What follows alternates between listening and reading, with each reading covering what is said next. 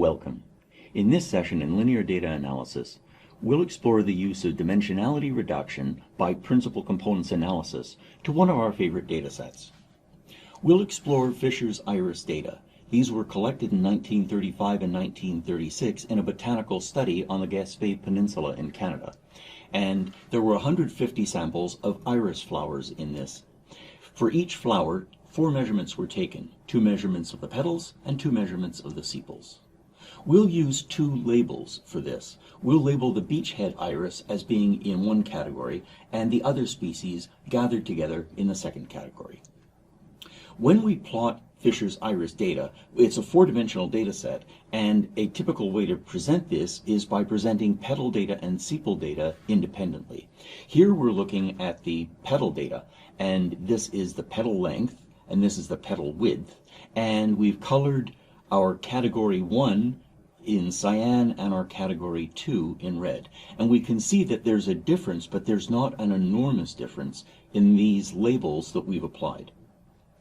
When we turn to the sepal data, here again we have the sepal length and the sepal width, and now we're seeing that our first category is a visually distinct cluster from the second category.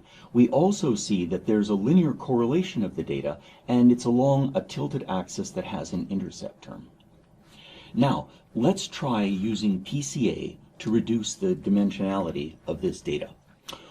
We'll represent this data as a zero-mean matrix, and if we think about this, it's 4 dimensions, so it has 4 columns and 150 rows or observations. Each one of these columns is a zero-mean vector, and the first one corresponds to the petal length. The second column corresponds to the petal width. The third column corresponds to the sepal length, and the fourth column corresponds to the sepal width. And what we'll do is we'll reduce using PCA, and what we'll get is when we multiply this zero-mean matrix by the first loading vector, we get a score vector S1. And when we multiply the zero-mean matrix by the second loading vector, we get a second score vector S2. And these can be plotted and used in subsequent processing, such as simple visualization or also clustering. So let's take a look at that. We can plot the data using the PCA scores.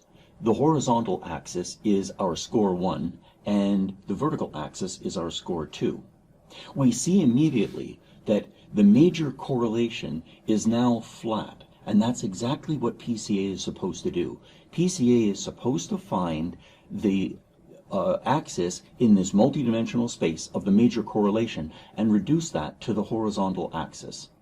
Likewise, the vertical axis contains the next most important axis of correlation, and that's what PCA has found. We can see that our original categories, which were the first category and the second category, they're forming visually distinctive clusters. Now, what happens when we run k-means clustering using a squared Euclidean norm on this data?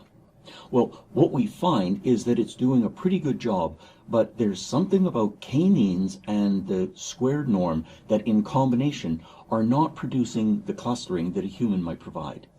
And this clustering is reflected in the hyperplane that separates those data. So, what have we learned in this lecture? Well, we're now able to compute scores of data using the scatter matrix. We can reduce the dimensionality of the data by using the loading vectors and the zero-mean matrix. We can apply clustering to that reduced data, and whether we apply clustering or not, we're able to interpret some of our results visually.